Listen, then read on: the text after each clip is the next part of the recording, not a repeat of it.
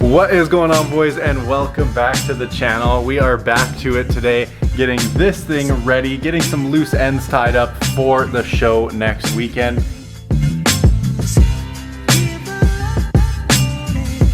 I'm probably not going to film too much of it. I might get a couple clips for you guys, but it's kind of just the same stuff every year. It's the one show that we actually take the car to, so we got to get it ready for that. There's some interior trim that needs to be buttoned up. I want to go through and loom and tape up all the wiring in the engine bay so it's out of sight, out of mind. See if I can even tuck some wiring. And then we want to fire it up and just spray some brake clean on all of the couplers to see if the car revs up. When we do that, then we know we definitely have a leak somewhere. I don't have a compressor, but I do plan on buying one in the near future and getting a PVC pipe, drilling it out with a pressure gauge and an air fitting nozzle so that we can actually do a proper boost leak test on this car, because as we all know, I've retightened the blow off valve. It's still only making 5 pounds with a 10-pound spring and no other boost control. So in theory, the car should be making 10 pounds, but we're at 5. Do I know why? Not a clue. Don't have a compressor to boost leak test, but we're gonna try brake clean. If that doesn't come up with anything, we're gonna get a compressor, do a full leak down of the system.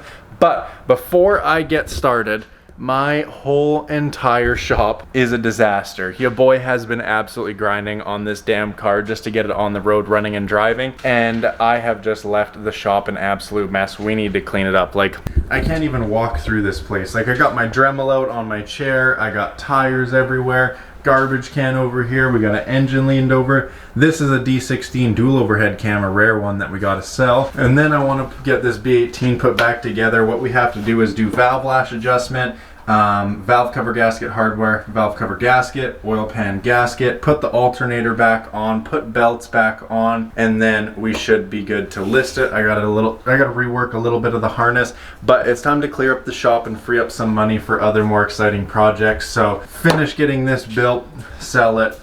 I'm not even going to touch this. I'm just going to list it. Whoever wants it can take it.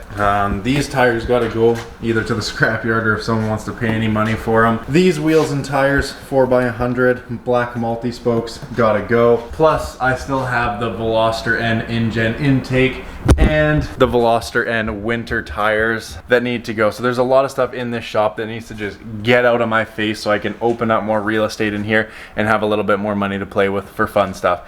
But anyways, guys, we're going to start this off with a quick little time lapse because I need to get this space cleaned up before I do any work today. It's honestly just getting a little overwhelming. So cue the time lapse and then we'll start working on the car.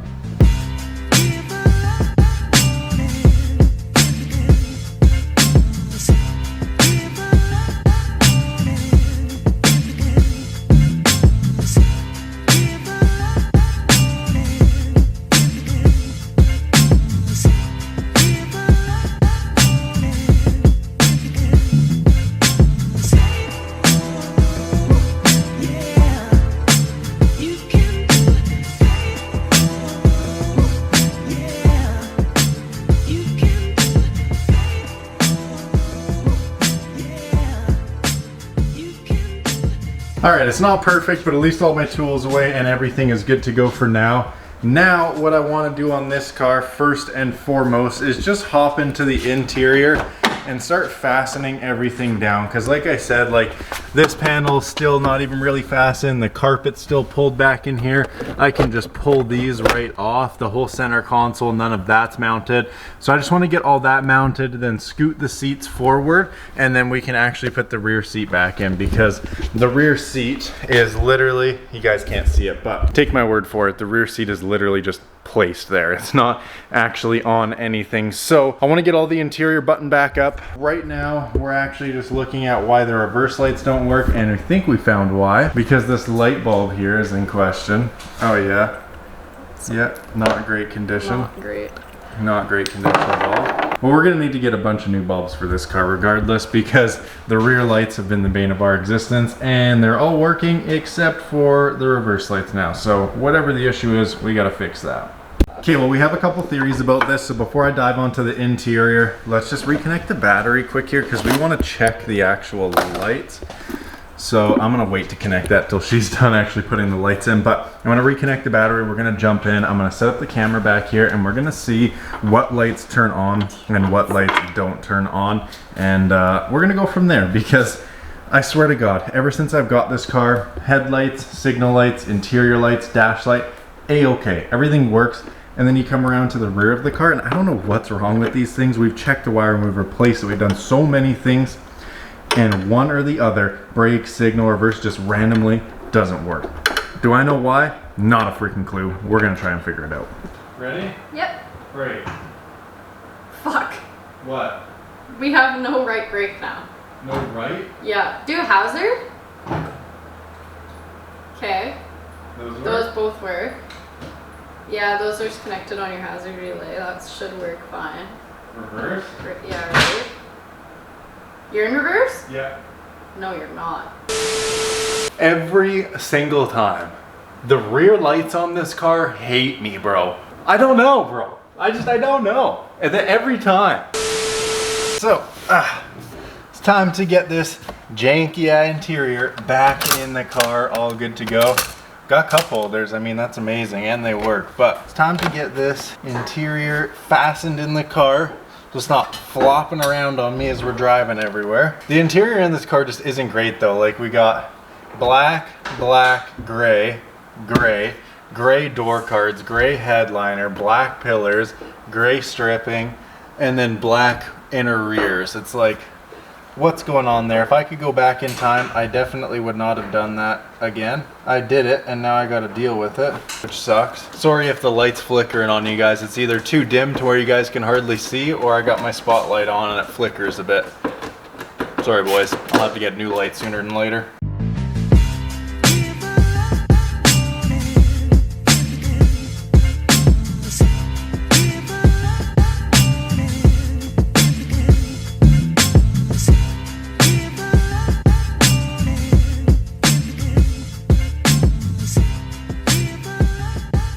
I almost need to buy a crashed car just so I can get all my interior screws and matching color interior back. I swear to God, it's pretty painful in here.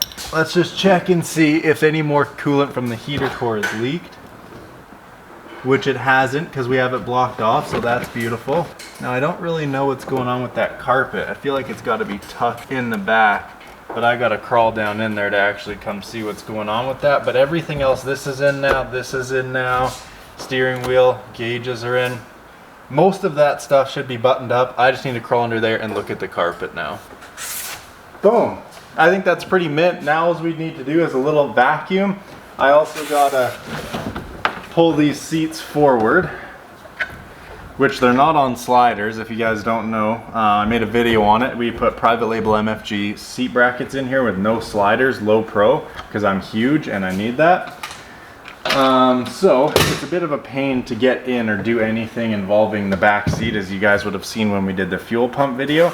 But I've got to get the seat and the carpet back in there. So I'm gonna start going ahead and pulling all this out, and wish me luck.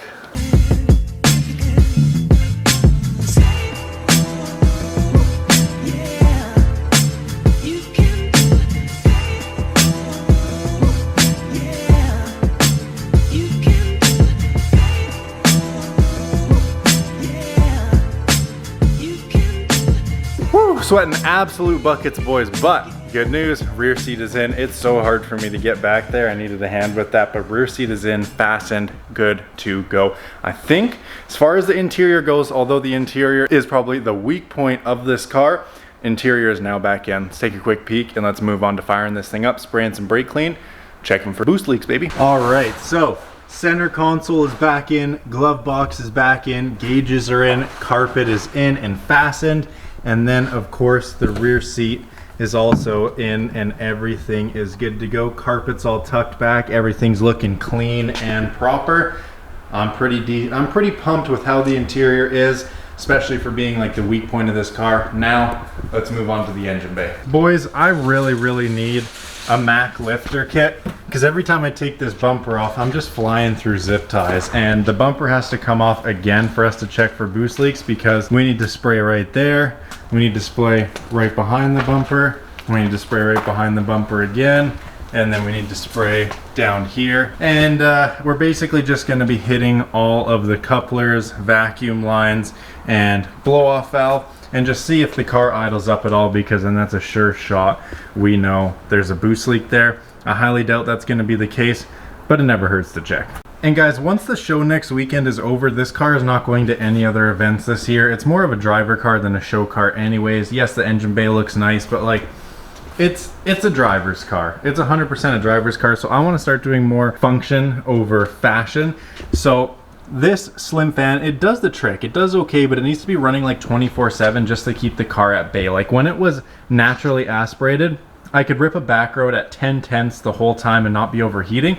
Now that it's turbo, I can do maybe 3-4 pulls before I got to slow back down and cruise at normal traffic speed.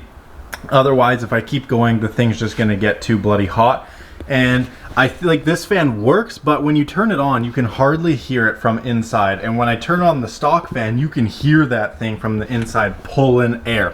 So if there's enough room, what I would like to end up doing after the show is take this slim fan off and replace it with the OEM fan. That being said, if there is enough room, which I don't think there is because we have this charge pipe here now, we have the blow off valve dump tube down there. It might be a little bit tight, but I would like to see if I can't mock that up in here and run that, because I know for a fact the OEM fan pulls more air than this slim fan.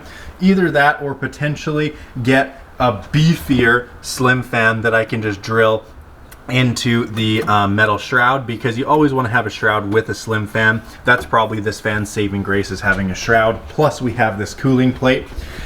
I also don't really want to heat wrap the downpipe because it looks so sweet, but it almost might be more effective if we do. And I definitely want to heat wrap that wastegate dump tube right there for sure. That'll eliminate some heat. And I might even get some of that gold tape that you can put down the side of the radiator just to reflect some heat off of it. Anything to keep this car cooler right now is much needed, because this thing does get quite hot being boosted.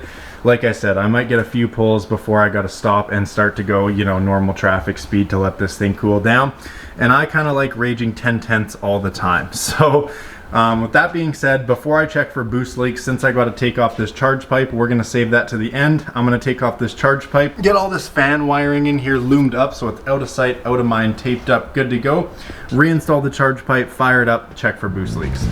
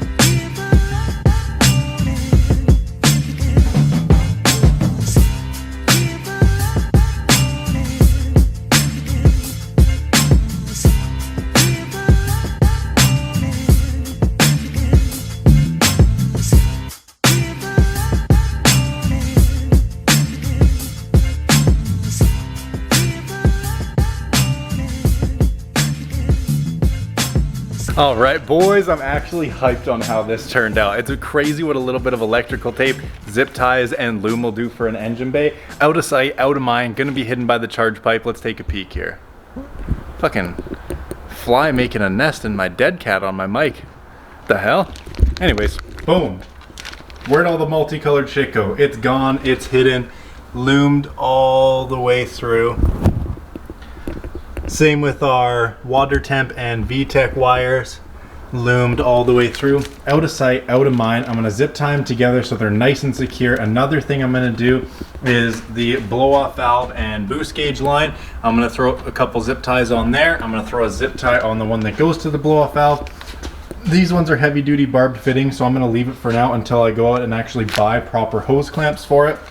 And one last thing I wanna do we've got these nice clamps all the way around here, but then we have just a regular one right there. So I'm actually going to take this all off and replace this regular clamp with one of these.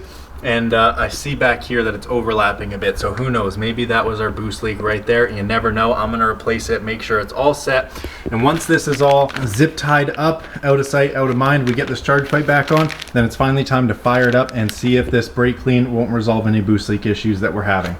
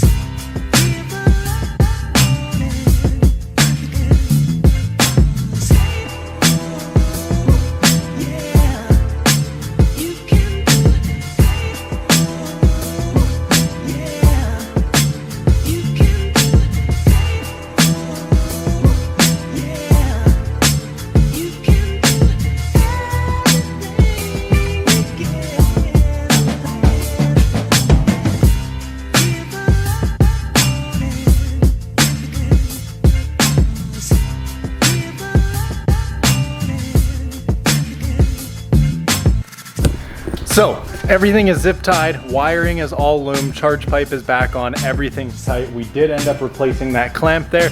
Fingers crossed, all should be well, but if we don't find anything firing it up with this brake clean, then we're diving into deeper issues on why it's only making 5 pounds. But let's take a peek here at everything we did. As you can see, you can't see anything past the charge pipe. It's all black, it's all tucked away, it's all zip tied and nice in there, out of sight, out of mind. You'll hardly see it now. At least it's not sticking out like a sore thumb with 6 different colors down there.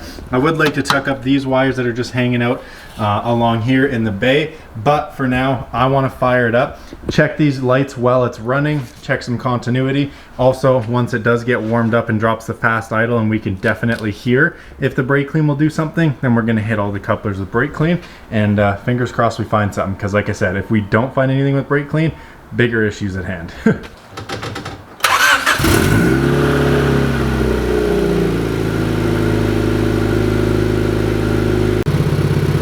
Okay, now that before it gets too hot, I'm gonna hit it with some brake clean and let's listen and hear if we can hear it idle up.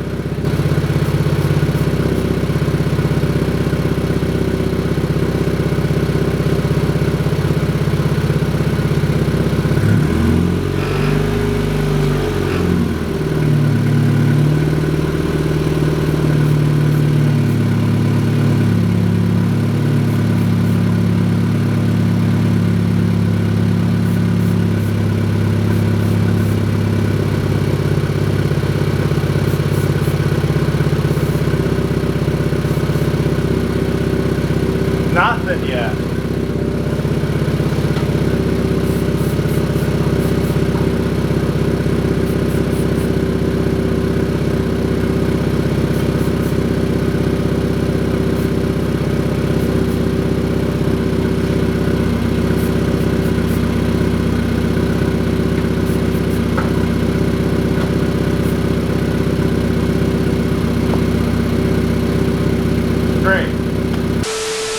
Alright guys, 1 step closer equals 10 steps backwards.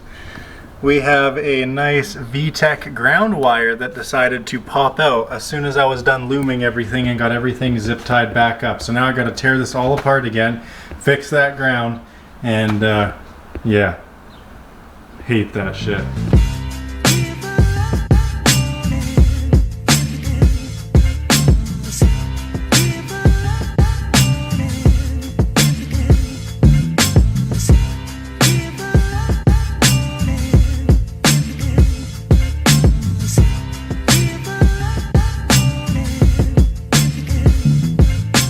There's our culprit, shitty ass butt connector.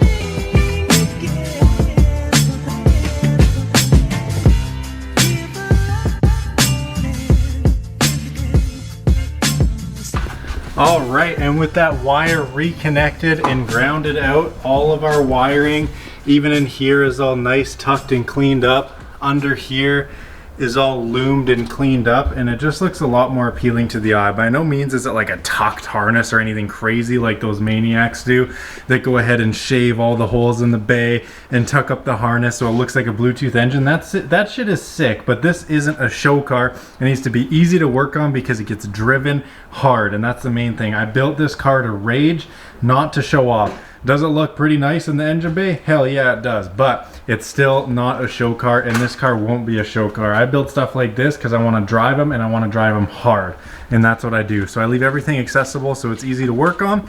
But anyways, all the wiring is taped up, loomed up, zip tied up, out of sight, out of mind. Even on this side, there's no more crazy wires hanging around. There's just the one main harness for the headlights and everything like that. This thing is looking sick. So with that being said, aside from a nice detail, I think we're pretty much ready for the show. We have got all the wiring tucked up and loomed. We have got the interior put back together. Thing runs, drives, tuned. We should be okay. The last thing on this car is finding that boost leak and why it's only making 5 pounds of boost when it should be making 10. But we'll dive into that soon when I get a compressor and I can properly boost leak test it. But until next week, guys, comment, like, subscribe. If you want to keep up on the Brash Garage news real time, go make sure you follow the Instagram because YouTube unfortunately gets it last. If you want to see everything happen first, go to the Instagram. Linktree is in the description and in the bio, so you can find it there. It's just Brash Garage on Instagram, and that's where you'll find all the real-time updates. But until next week, boys, when it's show day, we'll catch you then. Also, thank you guys so much for 1,000 subs. We're finally monetized. We're going to start working on the merch store and launching that soon. And we may or may not have already landed our first sponsor, sending out some parts for this car for us to do a review on. Stay tuned for that. It's pretty sick. And like I said, boys, comment, like, subscribe, and I hope to see you in the next one. Peace out.